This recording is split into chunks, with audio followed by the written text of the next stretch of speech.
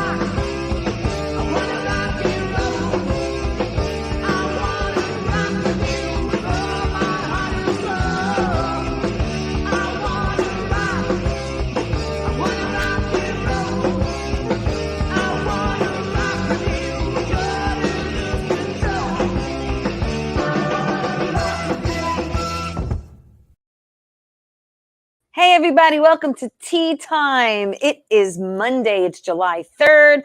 This is my 4th of July show, hence the t-shirt. I'm very excited. Everyone's off tomorrow, I hope.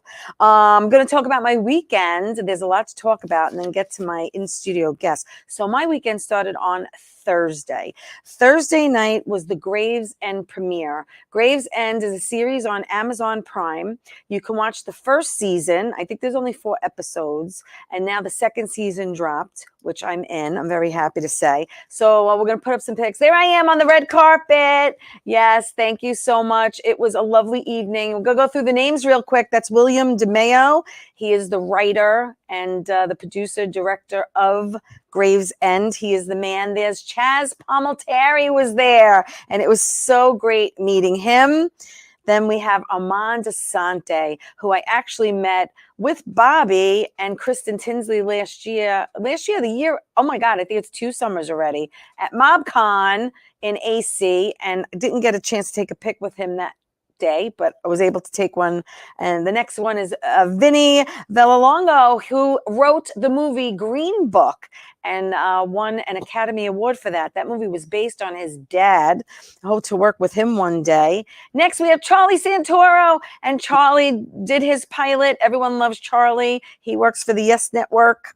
After that, we have Justina Valentine, another great person that I'm hoping to have on the show very soon, probably after the summer, hopefully in the fall. Going to have her on. And then Bruce Sosha. Bruce and I did Recipes for Love together and Gravesend. So just so blessed and grateful for him. Thank you, Bruce, for opening that door for me. I will never forget it. Then we have Chris Mormando was on the show. Had a blast with him. Love him to death. Who's next? Frances Magnano. She's great. Hopefully she's going to take a drive out and she's going to do the show for me also. Then we had Antoinette Biordi from News 12. She was there. Antoinette and I have become friends, and she's going to sit in the hot seat too. Next is Peter Gaudio. Peter and I went to high school together, and he is in Gravesend. He's a wonderful actor. Love him to death. And next, I think we have Renee Kobatry, and he made his acting debut. And I'm so excited. He is from Philly. Can't wait to see him again. Johnny's playing Chaz Palminteri's son. That's John Oliva. We actually met in acting school together. Next is director, producer, writer, Josh Williams, who I've worked with on Gravesend, and everybody loves Charlie. Tiffany Castillo, love her to death. She just got back from the BET Awards, and I love seeing her and hanging out with her. Who's next? Paul Borghese, also a great actor in so many wonderful movies. Look him up and check him out. Chris DeMeo is William's son, and he does an amazing job acting in Gravesend. And last but not least, Martin Cove from Karate Kid. He was there. He's in it. He was fabulous. So the only people that were not there was Fran Drescher, didn't make it. Chuck Zito was there. I didn't take a picture with him. And my good friend Joseph D'Onofrio was there. Didn't get a chance to take a pic with him. But Andrew Dice Clay's also in it. He wasn't there. So it was a really, really wonderful evening. And I'm so blessed that I was there and part of it. Friday night, I stayed home because after Thursday night, I was just exhausted, really exhausted. Saturday, went to Whiskey Reds and celebrated Jen Lantini's rebirth birthday. You'll see a pic of there's Jen and myself and Bonnie Scalisi, Kristen Tinsley. She has a regular birthday every year, but she has a rebirth birthday. This is a very dear friend of mine who had to have a heart transplant at only 13 years old. So we were there celebrating her rebirth birthday. And Sunday, I am actually an ordained minister and I can marry people. And I performed my second wedding for my good friend, Diane and Charles. There's Diane and I. It was a beautiful ceremony in her sister's backyard in Huntington. There's Charles, and they've been together 10 wonderful years. And she said, I want to marry my best friend. And it was I performed a beautiful ceremony, and it was just very intimate and lovely. And I'm just wishing them all the wonderful happiness in the world. And now that I went through all that, I am just so excited. Oh, and then tomorrow for 4th of July, I'll be at my parents' house in Queens. Oh, and a quick announcement. Rescuing Families. Please forgive me for not putting this up sooner. Rescuing Families is doing their huge sale July 15th, if you could make it, in Franklin Square. It is a nonprofit organization that raises money and helps people with disabilities when they renovate their homes. Thank you so much. So thank you for being patient to my guest. She's a writer. She's a comedian. She's an actor. Helene Witt is here. Hi, Helene. Wow, that's great. Yes, you are. Well, You've got some IMDb creds, my friend. Could I just say something before we start? I don't have one of those last names, Mangano, Bacialuco, Bonchino. There's no vowel. Ragazza. I don't belong on this show right away after all those Italian names. There's no vowel. We'll add one. We'll add one, whether it's an O or an I. But I'm just so excited that you're here because, we've been wanting to get you on the show, and I appreciate you coming down tonight to do the show. So let's let everyone get to know you. You were originally from Elmont, right? Yeah, Elmont. And you went to, is it Elmont Memorial? Yeah. It was a junior high school and senior high school. That's how we do it. So it was combined. Yeah, that's so you were there for a while. Yeah. And the 7th graders get introduced from 6th grade. You go into this building and, it's so different than elementary school. Yeah. But it was nice that you were just in one place for a while. That's nice. My junior high was 7, 8, 9. And then I went 10, 11, 12 to high school. And then did you go to St. John's after that? I went to LIU, but then I got my master's at St. John's. But it was like when you're a school teacher and you get a master's at St. John's, they just need, at the time in the 70s, the way I put it is, I read a little book. Now I'm forgetting, The Little Prince. It was this big. Yes. And I had these Cuisinart rods to show children how to add. And they took the diploma. Here's your $3,000, Father. Here's your diploma. Stir it in some juice. Then they had you take a cigar box, put macaroni on it, spray paint it, instant master's degree. So that's how hard it was for me to get a master's. Did you always want to be a teacher? Yeah, that's funny. I always loved playing school and I wanted to be a teacher. But of course, when you get to your career, it's so different than what you pictured. Yeah. The essence of teaching, I just love. I still do. Yeah. When they're selling the folders and the crayons. Well, you're retired, 10 or 11 years now? Since 2011. But I just want to say, when I see the school supplies at the CVS, it turns me on. I like school buses and all that. But you get excited with those number 2 pencils, right? I know. But when you're in the classroom and breaking up fights and dealing with people peeking in your door. It's time for science and you're still doing math. You can't teach the whole class. You have to do one-on-one. You can't let them read out loud because they're going to feel embarrassed. So you can't have Right. I mean, I'm sure from the time you started teaching to the time you retired, many, many, many things changed in between. I guess like any career, yeah. But I just make jokes about what I was You just do. saying. Well, yes, this woman does Yeah. stand up. She's hysterical. I've seen her in person. And I have to ask, you actually started stand up August 1986. Wow. Why and how and like how did that all happen? Thanks That for one, asking you know, and one day caring. you woke up. I want to know what happened. Okay. I went to live in California because back in the day, Yeah. my friends were moving to California. If you're going to San Francisco, wear a flower in your hair. So I followed my friends after the teaching. I got laid off from teaching. They had a cutback in New York, and I had a divorce. So none of his friends were hanging out with me, and all my friends were in California. Right. So that's what got me to California. Okay. So I'm walking down the street, and this barker outside a comedy club, he's wearing a leisure suit, a real typical barker with greased hair, and he was going, comedy, comedy, comedy, come in the comedy club. So he told me to go in, and it was the furthest thing from my mind. Right. And he said, stand on the stage. Next thing you know, Robin Williams is coming in with his improv group before he went to Mork and Mindy. And I took improv, and from Robin's troupe. So this was for classes. This wasn't to go in and watch a show, was it? I thought so. Because in Manhattan, they'll say comedy show, comedy show, comedy show, and they want you to go and spend money and see a comedy show. The thing but this sounds like it was like they were looking for students. I didn't know what he was doing, but you're absolutely right. The way the story goes, he put me on the stage. He said, look out into the audience. And the next thing you know, I was taking the classes and going. That's how I got to see Robin in his improv group. That is priceless to see Robin Williams in person. Oh my gosh. And when you Google papaya juice, you don't always find it. So it sounds like I'm lying, but sometimes you'll find that was his group, and they were all so good, you could imagine. So I took classes, and then I sent jokes to Joan Rivers because this guy, I can say sleazy, I loved him. This Barker said, I send jokes to people. I'll show you how I do it. Right. So I sent jokes to Joan Rivers. Next thing you know, my jokes on the Late Show with Johnny Carson. And how crazy is that? That's insane. You've actually written like over 7,000 jokes. I mean, like a crazy, insane amount of jokes just for Comedy Wire. Well, you've written for other comedians, motivational speakers. Wow. And again, Joan Rivers. Now, I know a lot of friends that I know have written in and have gotten jokes on the Tonight Show, and they get, I don't know, $25, $50, whatever.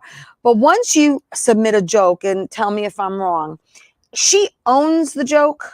And it's in her little file box, and I signed away my life. But when she told it on TV, those are the only two I do repeat. Well, I was going to say, well, since she died, you're able to say your own jokes. Okay, you want to know my answer to that on stage? Yeah. Her lawyer's not dead.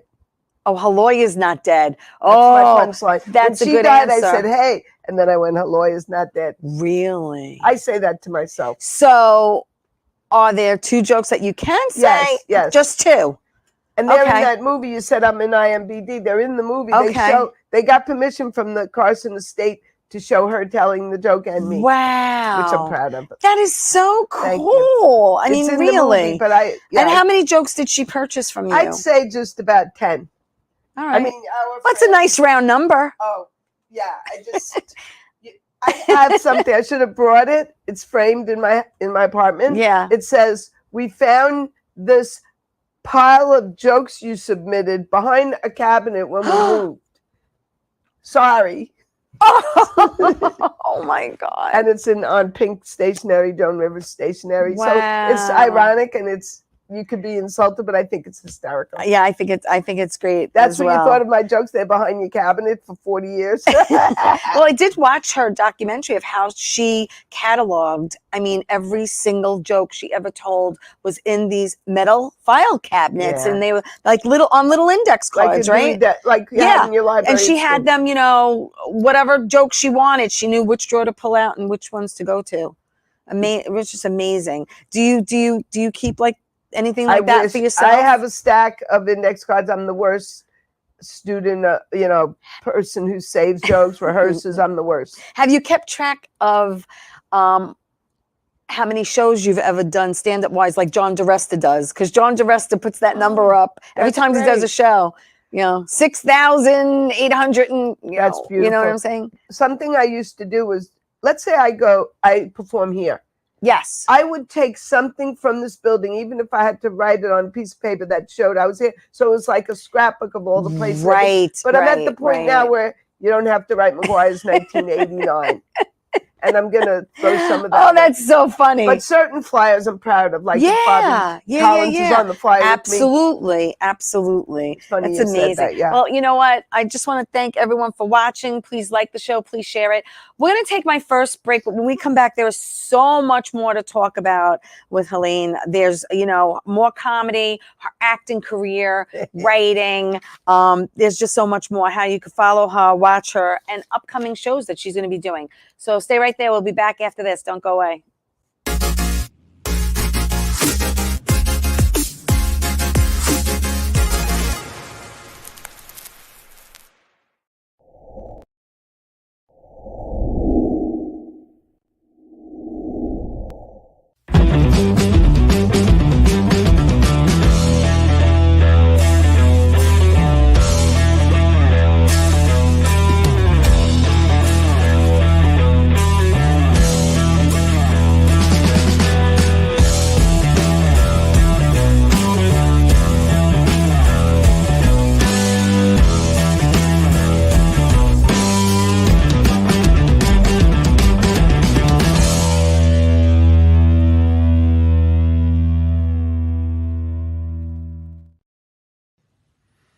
Well, hi there, Theresa. It's John York from General Hospital. I am just checking in because apparently you have a great talk show called Tea Time on Strong Island TV.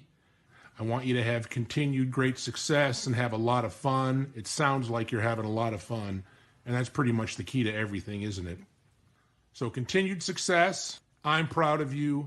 Have a great day, Theresa. Bye.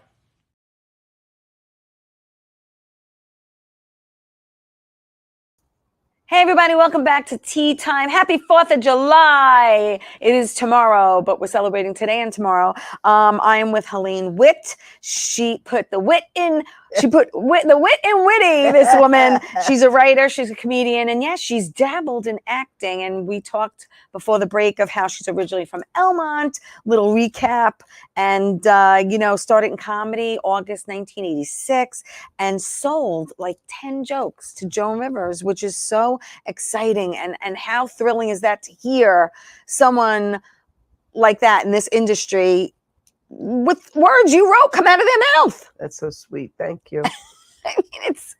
I mean, did you plot the first time you watched it or heard it? Still, somebody used my second joke in a class I'm in, and she's from Africa. We meet on Zoom. Yeah. And it's 6 a.m. and she says the same punchline as my joke.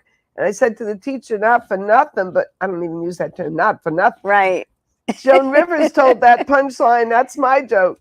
And he said, what are you going to sue her? She lives in Africa. Well, they say, and I think this is true story, but when Rosie O'Donnell started doing comedy, she was doing everyone's jokes. Oh. She didn't know that she had to write her own until someone said to her, you can't do that joke. So-and-so does that. You know what I mean? And then she realized, oh, I got to write my own jokes. What inspires you to write jokes? Well, like if I'm frustrated, like a driver, like this morning I was driving from Massachusetts. If someone's just driving slowly and it's like, I want to say. Not in the right lane, in the left lane driving slow? Yeah.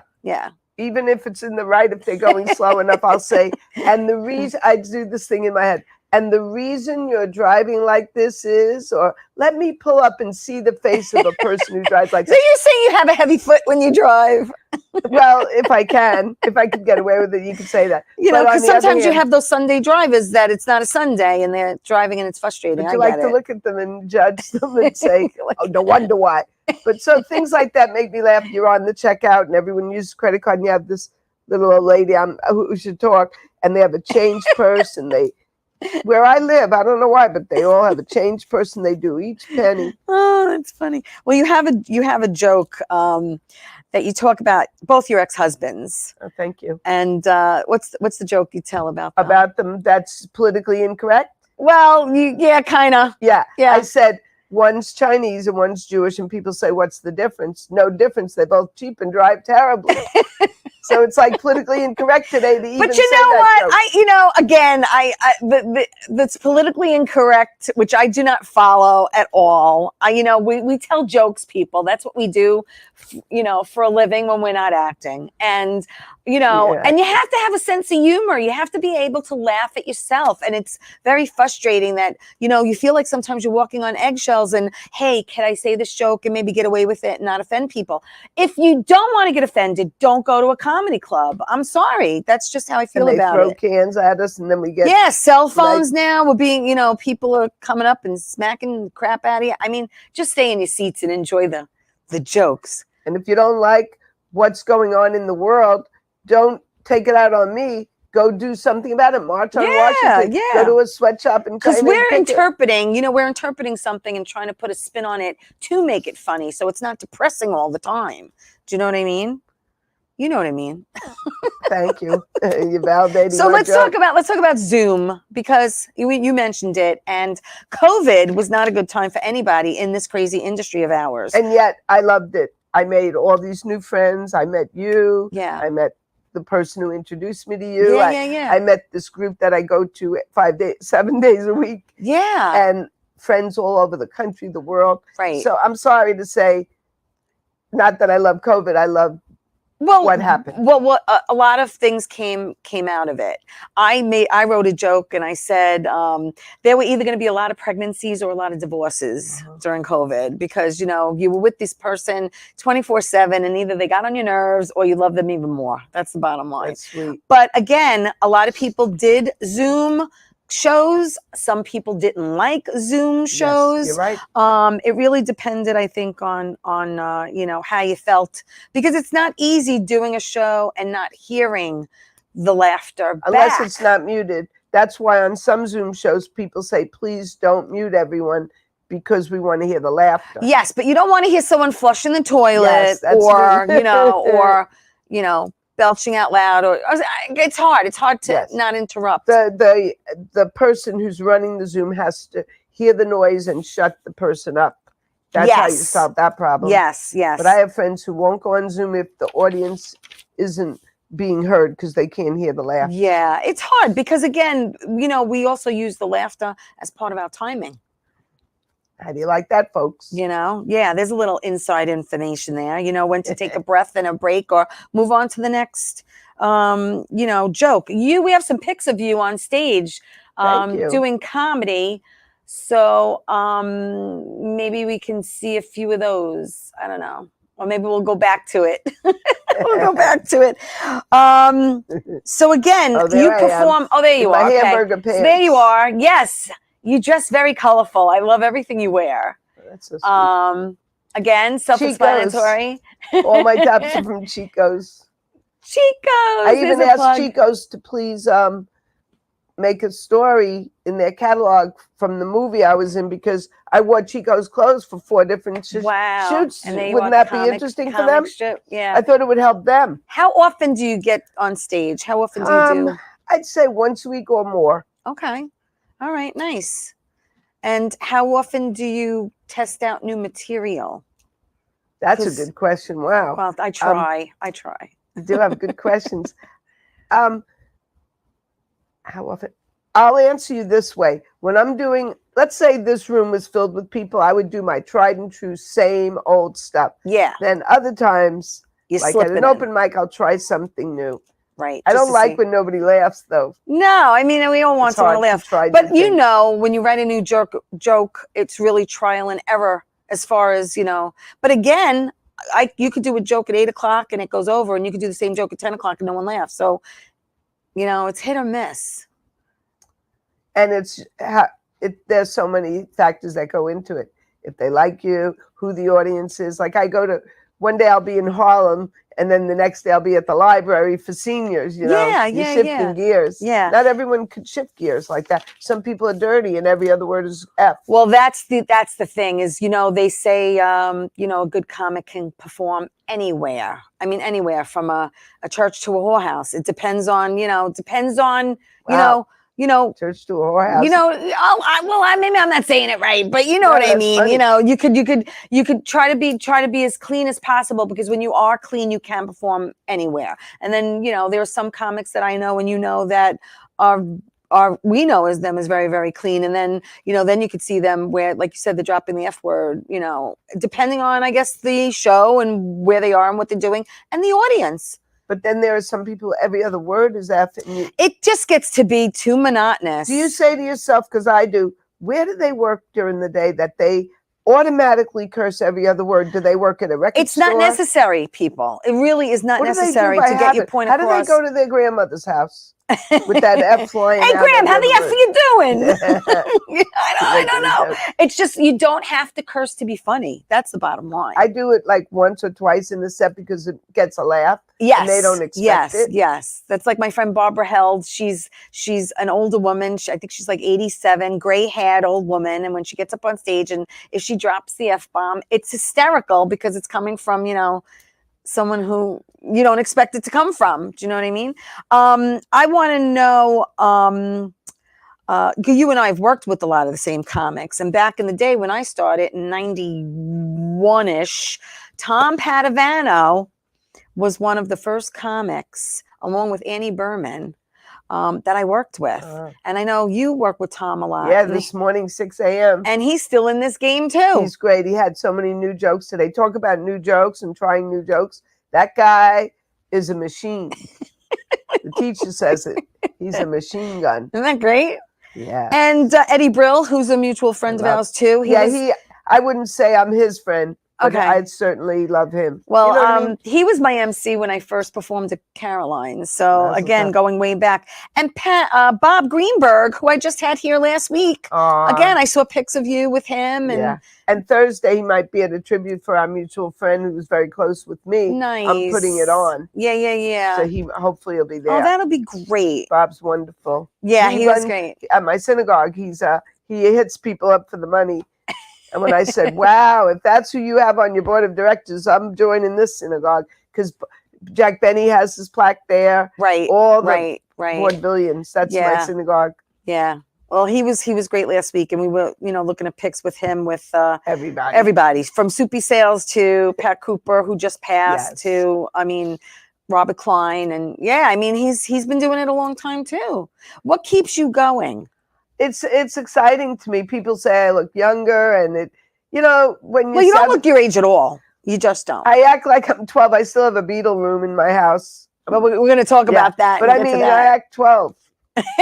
Because mentally we don't age as fast as our bodies. You know what I mean? We just don't. But some people my age talk about, I'm done, it's over. I have friends like that. Yeah, but don't you feel like this is like just such a special chapter in your life that's going on right now? It's so exciting. I just think of things. Comedy spurs you on, right? Yeah, it does. It really does. And I have so many friends in comedy. Yeah. Other people might feel I'm ignoring them until I need them to come to a show. They might say that behind my back. I hope not. But you wonder, right? How often do you travel to do shows outside of New York? Well, not too often, but people think I do. They go, I heard you went on tour. And our friend Linda says, it is a tour, Elaine. Well, it's not the kind of tour that Tammy Pescatelli's on right now. Yeah, Tammy's great. Or Jessica. Yeah. It's all the way you look at it.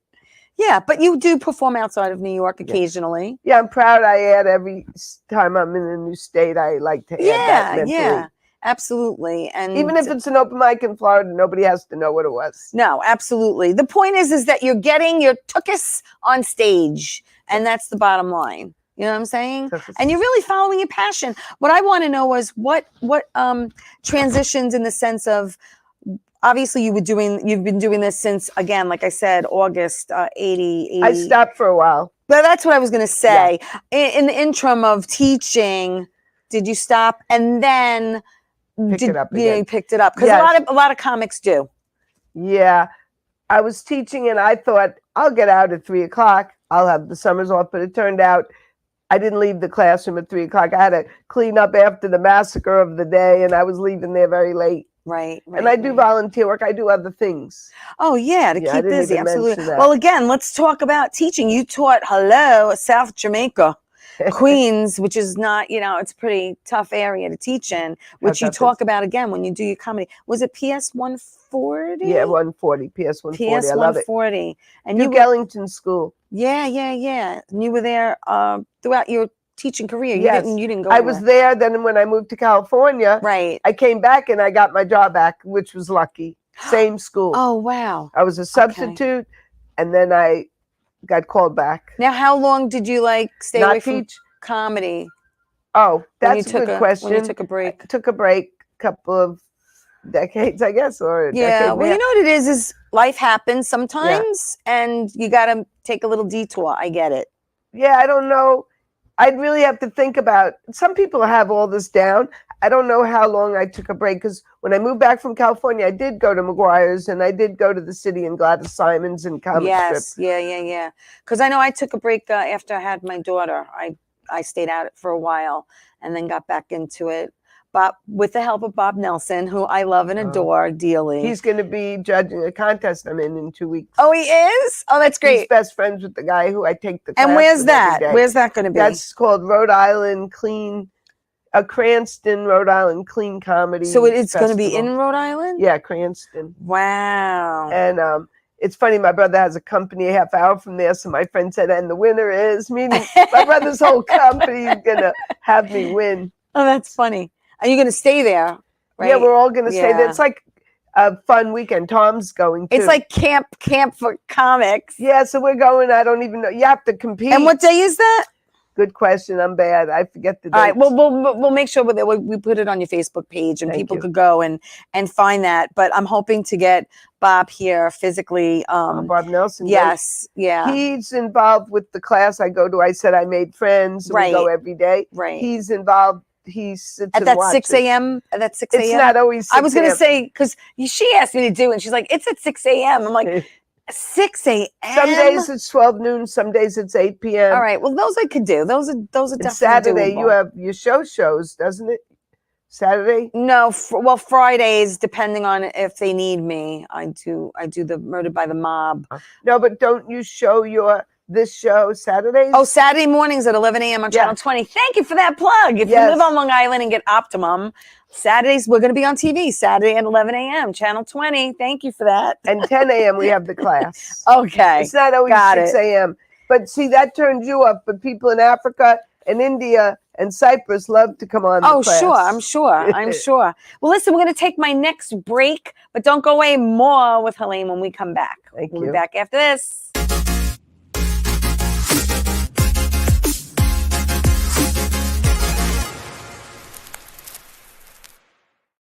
Wonder Woman was everything to little girls, especially that look like me.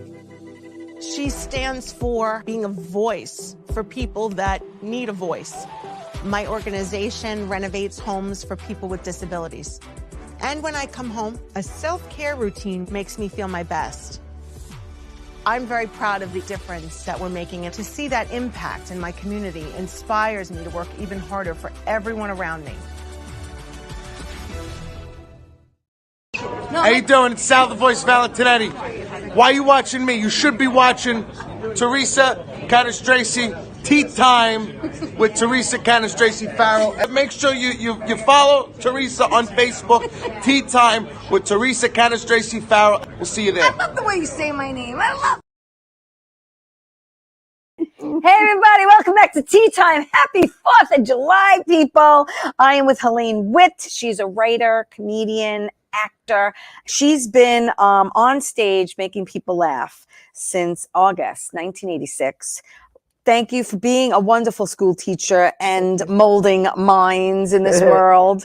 Retired school teacher from a really tough school, PS 140 in South Jamaica, Queens. And that's where you retired and got into more comedy, took a break, came back, wrote over 7,000 jokes for other comics and motivational speakers, and sold 10 of them to Joan Rivers, which is an amazing feat within itself. And I want to talk about a little bit of your acting. You know, you actually I have here that you were on a Peacock comedy special with Joe Firestone called Good Timing. Yes. With Joe Firestone. And it actually, was it nominated for a Critics' Choice Award? It went, yes, in short humorous documentary or something. Yes, and she went to the Critics' Choice Award with a 90-year-old from the film. It was all a senior center. So they both stood on the red carpet. That's great. So touching. And she also did a short called The Singles Retreat. Yeah. That's separate. And she wrote it, she and directed it, and you played Marsha. And that was a short film. So how much fun was that? We went up to the Poconos for a few hours. Of course you did. Where else would you go? It was one of those with the heart-shaped pool, and it was remodeling, so we were the only ones there. Yeah. It was funny. But that went to 4 film festivals, and you probably know the feeling when you're watching your film, and then when the lights go on, people recognize you. Yeah. It's a lot of fun. Isn't Until you clean your kitty litter and you realize, put things in perspective. You also did Pat Dixon's Crime Report, which I watched, and you were great. Yeah. You watched me? I did. I watched you. It was really fun. Wow. How did you land that gig? Okay. This is so crazy. Pat used to host at Caroline's. It's like, I think, the showcase where you bring your friends. And I get up there and I'm talking about some of the things that happen at my school. Okay. And he said, do you know any real crime report things that would interest me? So I went to his studio and I told a story. It was a sad story. I don't think you want me to tell it right now. They could go and watch it. Yeah. Yeah. And I talked it on the radio. It was a radio show. Right. Next thing you know, he put me on the TV show, which was at Anthony, the guy from Opie and Anthony. He has a studio. Yeah. Compound Studio. Yeah. So he had me on the show doing whatever he told me to do. I did. He appreciated that. And it was really exciting to be at a studio and just like this. Very exciting. Oh, that's great. Then you did Laughs with Larry, which was cooking with comics, which was really cool because I have to tell you, when my grandmother made homemade coleslaw, she put sugar. So as soon as I started watching it, I was thinking of my grandmother. Yeah. That's so sweet. But how much fun was that? I took the knife when Larry wasn't looking and I went like this. And that was the funniest thing I did. He had a real audience, 12 people. Yes, he did. That was a live studio audience. He's bringing the show back. I'd love to plug it. He's the nicest guy. Oh, that's Larry. great. Did you ever have him on your show? No. He's a doll. I have to have him on my All show. my friends love Larry, and did he do it? His girlfriend, and they're all like, where did you film that? At his girlfriend's house. Okay. Seaford. All right. Oh, that's right here, down the block from Massapequa. Maybe you could be a guest there. All right. I have a couple of things I know I can make. So, I bet. That are edible. So tell me about these 2 documentaries, because it says you did 2 documentaries in recently, 2021, right? When my friend, I'd like to talk about the one from my friend who died. Yes. So there were 2 comics. There were 2 comics who started in their 80s. Natalie Levant from Philadelphia, who's now 90. Wow. And George Saltz, who passed away. Yeah. And it's Elizabeth Z. McDonough made the documentary, and it follows them. It follows them through the comedy circuit, but it also shows their past and that how come they started at 80. And it's very inspiring and it's fun. And I happen to just be there with George because I filmed him or I helped him. Right. So I'm just in that. Yeah. That's great.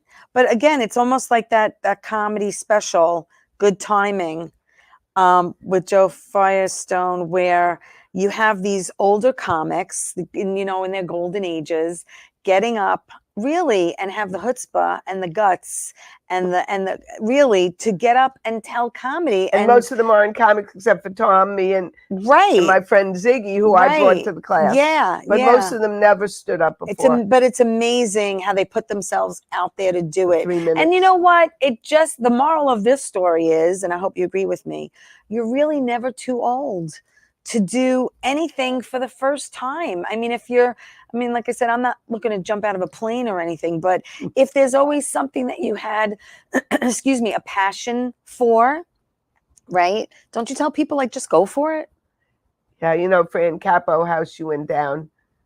Oh yeah, Fran's been on my show twice. Kilimanjaro Yes, and the Titanic. woman has so many Guinness Book of World Record. Not only is she the fastest talking woman in the world, but she has broken so many other records, and she's always going on these adventures, doing crazy things. Kilimanjaro, the hard side, yeah. Plus the Titanic. That those people just did. And thank God she came back from that, because that's just so scary to even think about.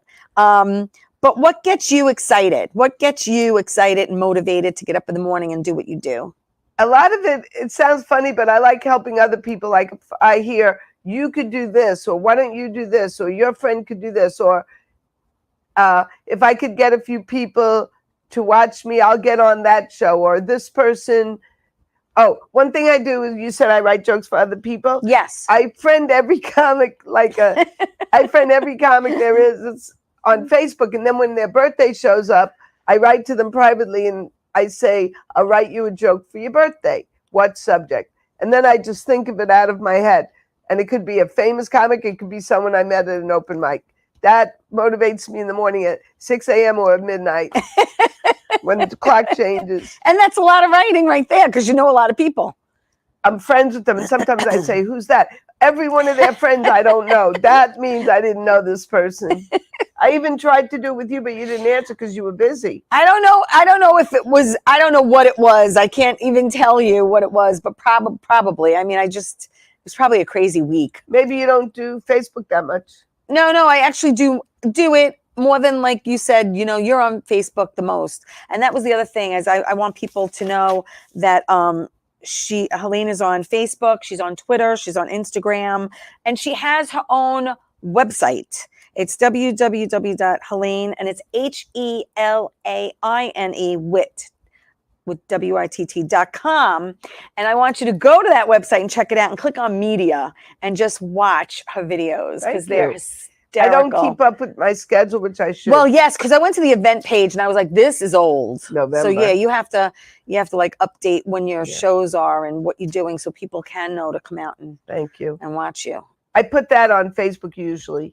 Yes. Ad nauseam, I'll do it. No, but it's okay as long as it's there and they know what you're doing and where you are. That's the whole thing. Is when it comes to acting and or comedy, and we have to promote ourselves and pimp ourselves out, and basically. You're excellent at that. I mean, I try. Better than her. No, don't say that. There's a lot of people out there better than me. Wow, look at Theresa today. No. She's in this movie. She's on Bell Boulevard. It's sold out. I can't even go. We did Murdered by the Mob, and unfortunately it was sold out. But if we go back there, I'm hoping in the fall. I'm hoping you could come see it. It's such a great show. You really do a good job. You could teach a marketing class. I don't know about that, but Bob Greenberg plays the congressman. Oh. He's in that show with me. Yeah, he does a great job. So do you like, I know when it came to your acting so much, a lot of it for you was improv. Yeah. A lot of it was not written word. Yeah, I do not like that. You don't like to memorize dialogue. So I am not into that, and I admire you because you are. Yeah, it's a different animal. I don't even memorize my jokes the way I should. I'm serious. And we've all had brain farts in the middle of our set where we start a joke and we're like, say it twice. And then we'll be like, wait a second. What? I just lost, I just had, you lose yourself sometimes. I almost said a joke twice. Yeah, I might have done that. And, and then I make a joke, well, I'm old. And my line is, I have brain surgery. Yeah, you have a good I got to use that sometimes. Yesterday, I was with my family. I hardly ever see them. Right. And I forgot my nephew's wife's name. And I'm talking to the rest of them. And I go, you probably think I'm senile. I just forgot her name. I'm telling the story. Oh, my God, that's great. I was so embarrassed. Oh, man. I better bring that back, like right to the wall and say, yesterday, I did forget Amy's name. Well, you have what I mean, if you don't mind, I don't want to put you on the spot, but I love your opening line of who you say you look like. Yeah, I say. We want to say it. Yeah, I say, I point to someone in the audience. I go, you don't know me, do you, miss? I'm not the love child of Barry Manilow and Dr. Who. Yeah. This is great. It's great. good to have It's a great line. one thing in comedy. And you have different variations of it too that you'll go with. But I think as a comic, this is a tip. Always have a strong opening line because people are judging you. Yes. And that's why I put the teaching first. If you don't hook them on that first joke, you're in trouble. You really have to reel them in from the get-go, right? And my coach told me, do the teaching first because then they'll think that you're professional. Right. And you have a lot of funny jokes from teaching, you know? All right, listen, we're going to take my last break. Don't go away. Please stay right there. We'll be back after this. We're going to take a last breath. Oh, no.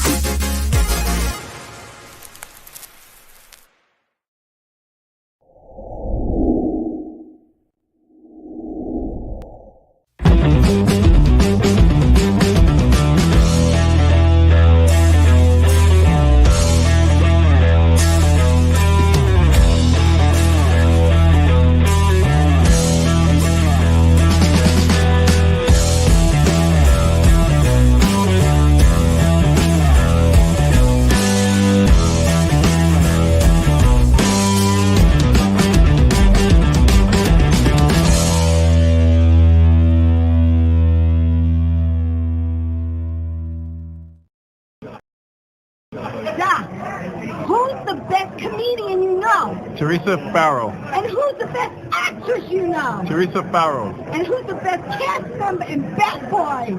Teresa Farrow. Who's got the best radio? Teresa Farrow. Doc, who's your favorite Guinea? Teresa Farrow. Who are you loving right now? Teresa Farrow. All right, Doc, I love you too, baby. Love you as always. Thank you. Hey, everybody. Welcome back to Tea Time. I'm so glad you're joining me. I hope you have a wonderful 4th of July holiday.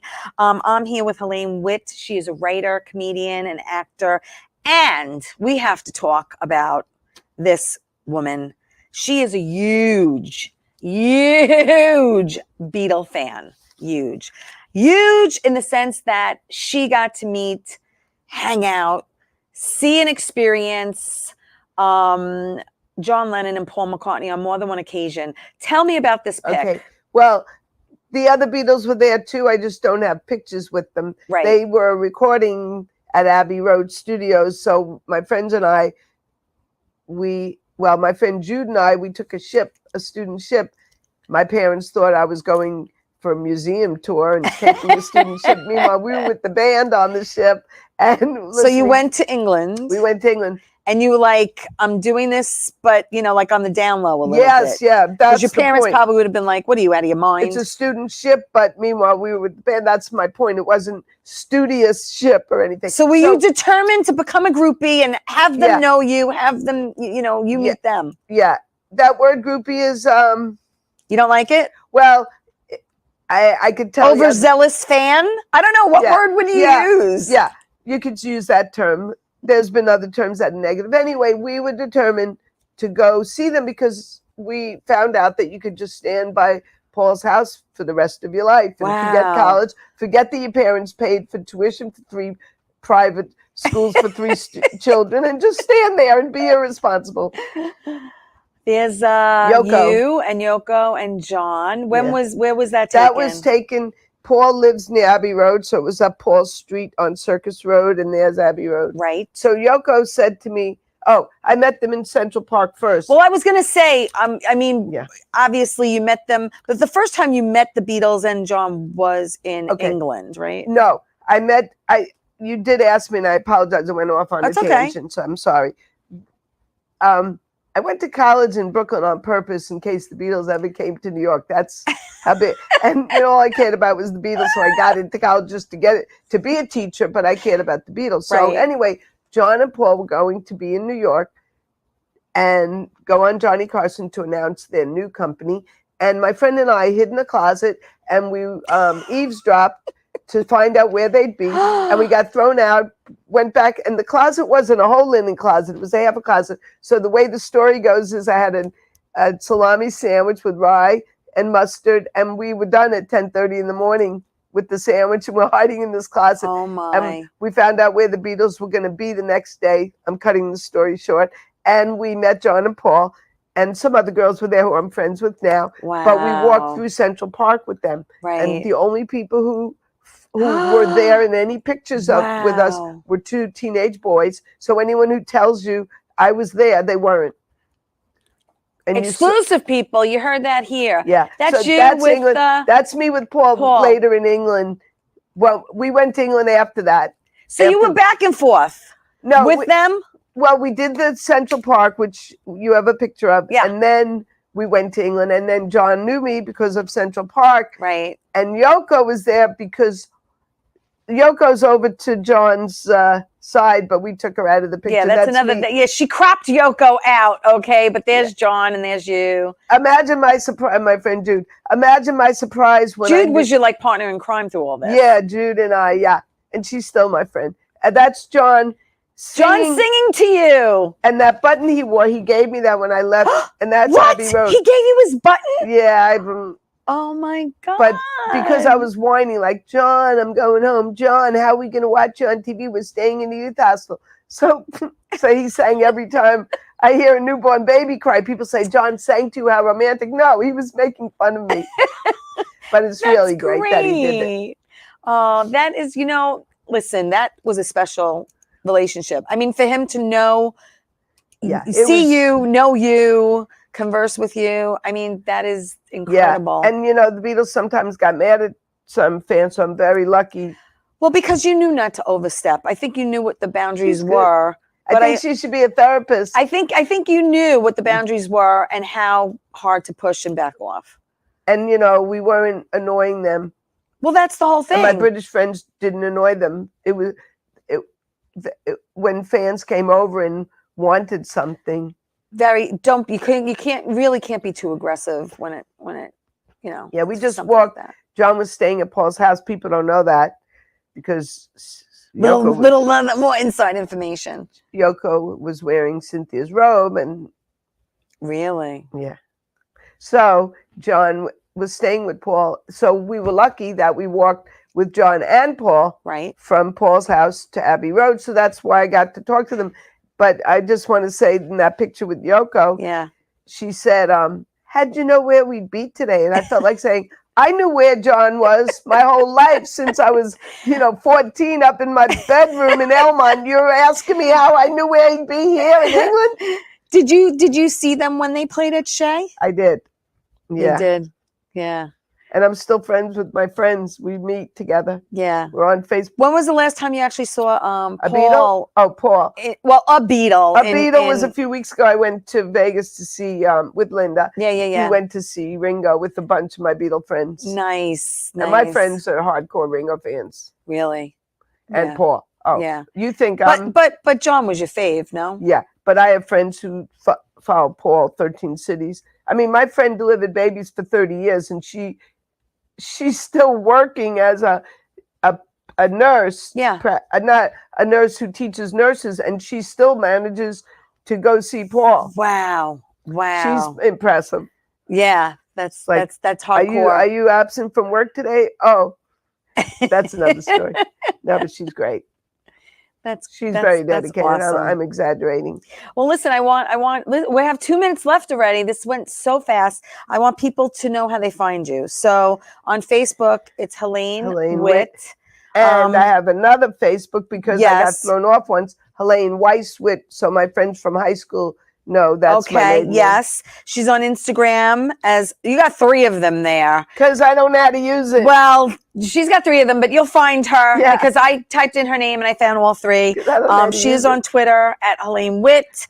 Again, www.helenewitt.com. Check that out. She's going to update her dates and click on the media and watch the videos because they're hysterical. Tell everyone about your 2 upcoming shows. Thank you. I have a show in Manhattan at 10 p.m. this Friday night, the 7th of July, 10 p.m. at Broadway Comedy Club upstairs. Right. And then Saturday night at Governor's Giggle Room at 7:30 p.m. Okay, great. So you can go to Broadway Comedy Club and you could go to Governor's for tickets. So that's Friday, Saturday. Thank you. Back to back. Woo! That's exciting. Yeah. Yeah. And then you got the Rhode Island gig coming up too. Yeah. Oh, I'm going to host both. I'm the host on both. Oh, you're hosting both? Yeah. I always Awesome. find that exciting. All right, to be a good. host. Yeah. You like hosting? I occasionally like it. I don't do it all the time, but I've done it. You'd rather be a comic. Well, you are a comic when you host, but it's a different position. You improvise. It's a different position. I don't have a problem hosting. I've hosted in the past. So, yeah, that's not an issue with me. But listen, I just want to thank everyone for watching. Thank everyone for watching. All my diehard fans, Bruno and Ann and Michael. Thank you, everyone, for watching the show. Please like it. Please share it. I want to thank you again for coming in and doing this. I hope you had a blast. I did. My door's always open if you want to come back. I want to thank everyone for watching the show. Again, enjoy your holiday weekend. Stay safe. Tell everyone you love them, and I'll see you next week. Ciao, everybody.